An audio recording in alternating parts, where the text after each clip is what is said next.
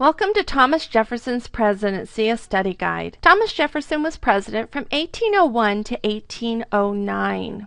The election of 1800 was a repeat of the election of 1796, in that the Democratic Republican candidates were Thomas Jefferson for president and Aaron Burr for vice president, and the Federalists had once again picked John Adams for president, and Charles Pinckney was on the ticket for vice president.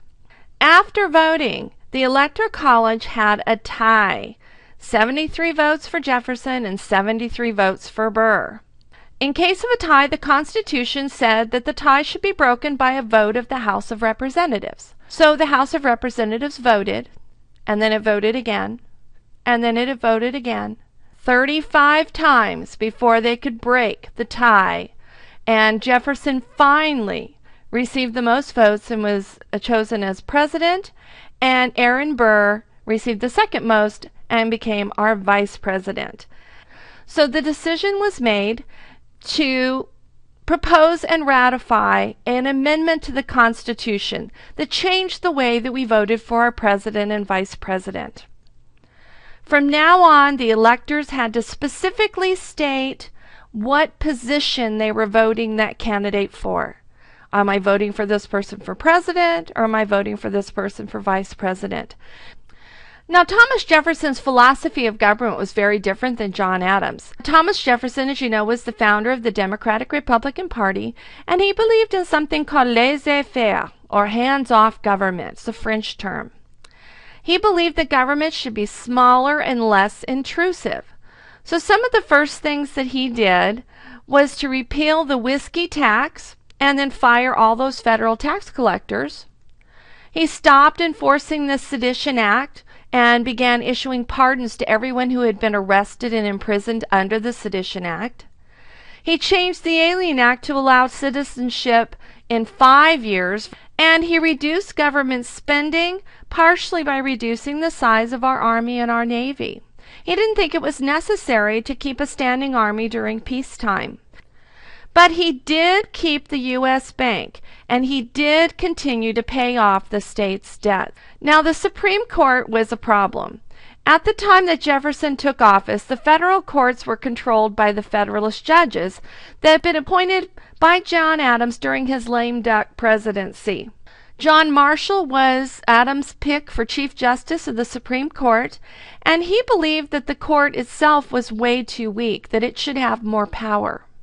Well, once Jefferson became president, he selected James Madison to be his Secretary of State. Madison was supposed to deliver the remaining judicial appointments that were made by Adams, but the paperwork hadn't been delivered yet. Well, Madison refused to turn over the appointment papers to these judges. William Marbury was one of the judges that Madison did not deliver his appointment papers, so he decided to sue James Madison. Well, under the Judiciary Act of 1789, it said that cases against federal officials must be tried in the Supreme Court. So the case went to the Supreme Court, and it was referred to as Marbury versus Madison. Now, in the case, the court ruled that the Judiciary Act was unconstitutional. The court also argued that the Constitution did not say that Congress had the power to determine where cases against officials should be heard. Therefore, the Constitution did not give Congress the power to pass the Judiciary Act. Marbury versus Madison established the power called judicial review. Judicial review is a court's power to review laws and government acts and determine if they violate the Constitution. Judicial review increased the power of the Supreme Court. This made John Marshall extremely happy because he did not feel that the courts had enough power, and now they did. Trading was a large and profitable part of the American economy. However, pirates along the northern coast of Africa, they were called the Barbary States, had made a business of attacking European and U.S. ships that were trying to trade in Africa.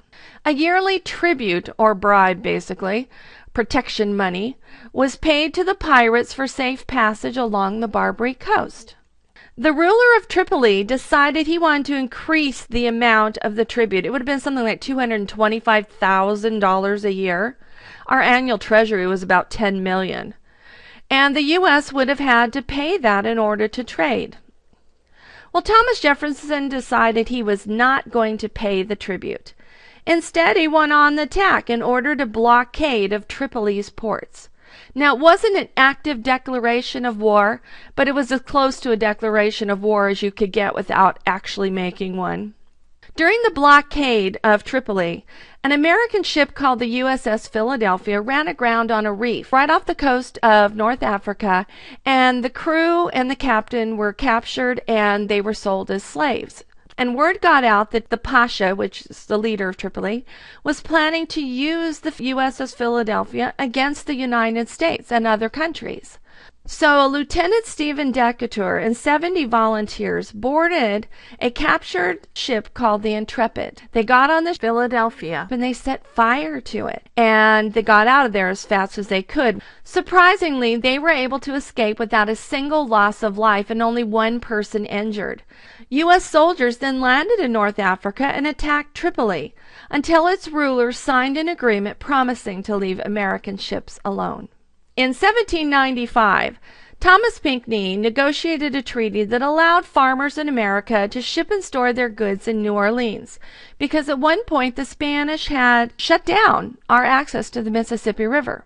It also settled some land disputes with Spain about the northern border of Florida. Well, in 1800, France negotiated to get the Louisiana Territory back from Spain. Jefferson was worried that France would now turn its sights on attacking and taking over America. Right about that time, the people living in Haiti had a rebellion, and they chased the French off the island, and they declared their independence from France. Well, Jefferson decided that this was a good time to send ambassadors to France to see if he could buy New Orleans. James Monroe and Robert Livingston were authorized to spend up to $10 million to buy the city of New Orleans. They arrived and they met with Foreign Minister Talleyrand, who showed no interest in selling New Orleans at all. But then Napoleon called him in, they had discussion, and Napoleon needed money for his war in Europe. So he authorized Talleyrand to sell not just the city of New Orleans, but the entire Louisiana Territory.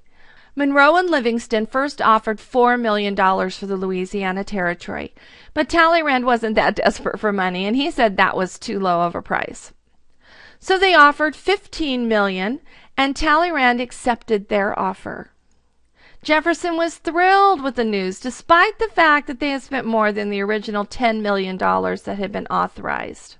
However, many in Congress questioned whether the Constitution gave Jefferson the power to purchase the Louisiana Territory.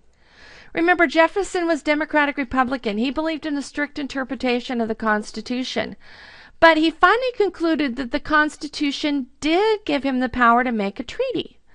Therefore, he would consider the Louisiana Purchase a treaty with France. Senate quickly approved the treaty, and we had doubled the size of the United States. Jefferson then selected Meriwether Lewis to lead an expedition to explore this new territory. Now, in 1803, the British and French were at war, and both sides were attacking American ships trying to conduct trade. We've talked about this before. The French seized American ships trying to trade with Britain. Britain seized American ships trying to trade with France. Britain also began impressing or forced them into service of the British Navy. In 1807, 3 impressed American sailors escaped and joined the crew of the USS Chesapeake. The British demanded that the captain of the Chesapeake return the American officers. The captain refused when he discovered that they were actually American citizens. When the USS Chesapeake went out to sea, the British on a ship called the Leopard attacked and boarded the Chesapeake, and they took the 3 sailors back. This was called the Chesapeake Affair. Many Americans were calling for war because of the impressment of our sailors, but Jefferson hoped to retain the peace. In retaliation, in 1807, Congress passed the Embargo Act, forbidding the export of any goods to any nation. Jefferson hoped that the embargo would hurt the British and the French and force them to respect America's neutrality in their conflict. Then, once they showed some respect, he would lift the embargo and we would continue to trade. Unfortunately, the greatest damage caused by this embargo was actually to the Americans. American exports dropped, so merchants and farmers lost their money. We weren't sending goods out, so we weren't getting any money back. Sailors were out of work because fewer ships were needed for trade, and merchants in America had less goods to sell as they were not getting imports from other countries. When we stopped exporting, many of them stopped importing. It took a year before Jefferson would admit that the Embargo Act was a failure and was not accomplishing his goal. In 1809, the Embargo Act was replaced with the Non-Intercourse Act that limited the embargo to only France and Britain and reopened exports to all other countries. This Embargo Act was probably the most hated measure or law that was passed during Jefferson's presidency. Despite this, the people still respected him and thought highly of him as president. He, however, in 1808, followed Washington's precedent and refused to run for a third term as president. And there you have some of the important facts from Thomas Jefferson's presidency.